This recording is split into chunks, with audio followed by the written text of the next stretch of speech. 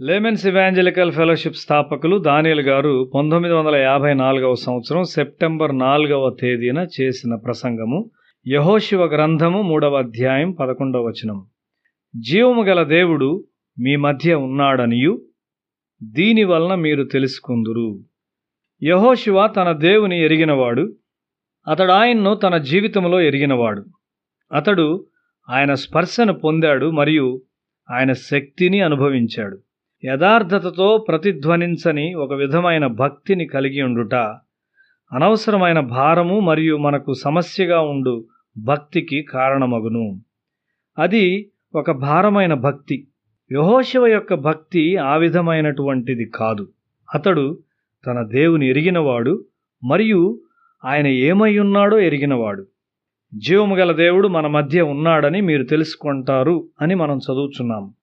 జీవము గల దేవుడు మన మధ్య ఉన్నట్లయితే మన జీవితం యొక్క ఫలము వ్యత్యాసంగా ఉంటుంది.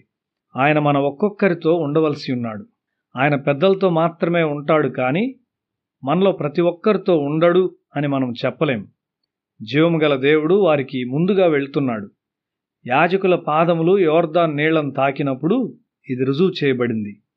యోర్దాను నది మృత సముద్రంలోనికి ప్రవహిస్తుంది. ఇప్పుడు నీళ్లు ప్రవహించుట నిలిచిపోయింది. హృదయాల్లో మరియు మనస్సుల్లో ఐగుప్తును కలిగి ఉన్న వారంతా నాశనం చేయబడ్డారు. ఎందుకనగా వారు పరిశుద్ధ భూమిలో ప్రవేశించుటకు అర్హులు కారని దేవుడు కనుగొన్నాడు. వారు పాత ఐగుప్తు ఆత్మను వారితో తీసుకుని వెళ్ళారు. పాత ఆదాము పరిశుద్ధ భూమిలోనికి ప్రవేశించరాదు. కాబట్టి మన జీవితాల్లో కూడా ఐగుప్తు స్వభావము, బానిస స్వభావము, మనిషికి భయపడు మనస్తత్వము, ఫరో మరియు వాని అధికారము వాగ్దాన దేశములో వారసత్వముగా సంక్రమించుకొన నేరవు. పరలోకము నుండి పరిపాలించు అత్యున్నత శక్తి మీద ఆధారపడకుండా మనిషి యొక్క ప్రశంస కొరకు చూచుట అనుమతించబడదు. ఆదికాండము 15వ అధ్యాయము 13-14 వచనాలు. ఆయన నీ సంతతి వారు తమది కాని పరదేశమందు నివసించి ఆ దేశపు వారికి దాసులుగా ఉందురు. వారు 400 ఏండ్లు వీరిని శ్రమ పెట్టుదురు. వీరు ఎవరికి దాసులవుదురో ఆ జనమునకు నేనే తీర్పు తీర్చుదును. తరువాత వారు మిక్కిలి ఆస్తితో బయలుదేరి వచ్చెదరు. ఇశ్రాయేలును అణచివేయు దేశములకు దేవుడు తీర్పు తీర్చును. దేవుని యొక్క నూతన జీవం మన మీదకు వచ్చినప్పుడు పాత ఆదాము వెళ్ళిపోవలసి ఉన్నాడు. ఈ యవన ప్రజలు పరిశుద్ధ భూమిలోనికి ఒక నూతన దర్శనముతో మరియు పాతవైన గొప్ప అద్భుతములు మరలా ప్రయోగింపబడుచు ప్రవేశించున్నారు.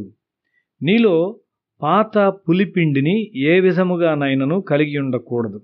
మన దేశం యొక్క పురాతన ఆచారముల వైపు చూడవద్దు. ఒక క్రొత్త ప్రారంభము చేయుము. ఆ తరువాత దేవుడు నీ జీవితాన్ని జయకరంగా చేసి దేవుని రాజ్య సూత్రాల మీద ఆయన రాజ్యాన్ని నీలో స్థిరపరుస్తాడు. దక్షిణ భారతదేశంలో ఈ విధమైన క్రైస్తవ జీవితమును మనము చూడవలసి ఉన్నాము. దేవుడు దాన్ని వాగ్దానం చేశాడు. మనము దాన్ని సొంతం చేసుకొనవలసి ఉన్నాము. తమిళనాడు ప్రజలు వారి ప్రాంతములలో తమను బానిసలుగా చేయు దుష్టమైన ఆచారములకు వ్యతిరేకంగా గట్టి పోరాటము చేయవలసి ఉన్నారు. హిందూ దేశం యొక్క బలము దాని కులము మరియు ఆచారాల్లో ఉన్నది. కాబట్టి హైందవులను క్రైస్తవులనుగా చేయుట చాలా కష్టం. వరకట్న పద్ధతి భయంకరమైన ప్రభావాన్ని కలిగి ఉన్నది. దీన్ని బట్టి మరియు హైందవుల మూఢనమ్మకాలను బట్టి దక్షిణ భారతదేశంలో ఆత్మీయ జీవితము కొనసాగలేదు. చాలామంది క్రైస్తవులు ఈ ఆచారాలని అనుసరిస్తూ ఉన్నారు. క్రీస్తు యొక్క సజీవమైన సంఘమునకు వారు ఎంతో హాని చేస్తూ ఉన్నారు. ఈ దుష్టమైనవి ఉన్నప్పుడు క్రైస్తవ లక్ష్యాలైన పరిశుద్ధత మరియు పవిత్రత వృద్ధి చెందలేవు. ఈ యుద్ధములను పోరాడుటకు దక్షిణ భారతదేశ క్రైస్తవులకు విశ్వాసము లేదు. పోరాటకు ధైర్యము గల యెహోషువ లాంటి మనుష్యులను మనము కోరుకొందాం. వారి పాదములు నీళ్లను తాకిన వెంటనే యోర్దాను విభజించబడింది. దేవుడు దాన్ని మరలా చేయగలడు. ఆయన చేయగలడని నీవు నమ్మవలసి ఉన్నావు. నీ ప్రజలను ఈ బానిసత్వాన్ని నుండి నీవు విమోచించవలసి ఉన్నావు.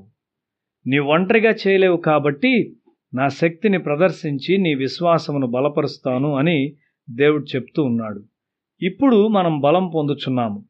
మన ప్రార్థన వృధాగా వెళ్ళదు. రాతి క్రిందకు వెళ్ళుటకు మనము లోతుగా త్రవ్వుచున్నాము. ఈ పని ప్రారంభములో అనగా 18 సంవత్సరాల క్రిందట దేవుడు మనకి ఈ వాగ్దానాలను ఇచ్చాడు. 2వ దినవృత్తాంతముల గ్రంథము 7వ అధ్యాయము 15-16 వచనాలు. ఈ స్థలమందు చేయబడు ప్రార్థన మీద నా కనుదృష్టి నిలుచును, నా చెవులు దాన్ని ఆలకించును. నా పేరు ఈ మందిరమునకు నిత్యము ఉండునట్లుగా నేను దాని కోరుకొని పరిశుద్ధపరచితిని. నా దృష్టియు నా మనస్సును నిత్యము దాని మీద ఉండును. దేవుని ప్రేమగల కన్నులు మన మీద ఉన్నాయి. నీవు ప్రార్థిస్తూ ఉండగా దేవుడు నీ కుటుంబాన్ని దీవిస్తాడు. దేవునికి నమ్మకంగా ఉండు. నీవు ఒక గొప్ప యుద్ధం చేస్తూ ఉన్నావు. తప్పక గురి యొద్దకు చేరి చొచ్చుకొని పో ఆత్మీయ అస్త్రాలను నీవు పంపుచున్నావు. దేవుడు తన కొరకు తాను చేసిన పనిని నష్టపరచుటకు దుష్టులైన కొంతమంది ప్రయత్నిస్తూ ఉన్నారు. ఆయుధ కర్మాగారములో పనిచేయుచున్న మనిషి యుద్ధ భూమిలో మొదటి వరుసలో తుపాకీ పేల్చు వానితో సమానంగా ఉన్నాడు. ప్రభువును శక్తి ఇవ్వమని అడుగుదాం మరియు మనలను మనం సిద్ధపరచుకుందాం. మన ముందు బలమైన యుద్ధం ఉన్నది. మన దీన పరిచర్య ద్వారా దేవుడు మహింపరచబడవలసి ఉన్నాడు.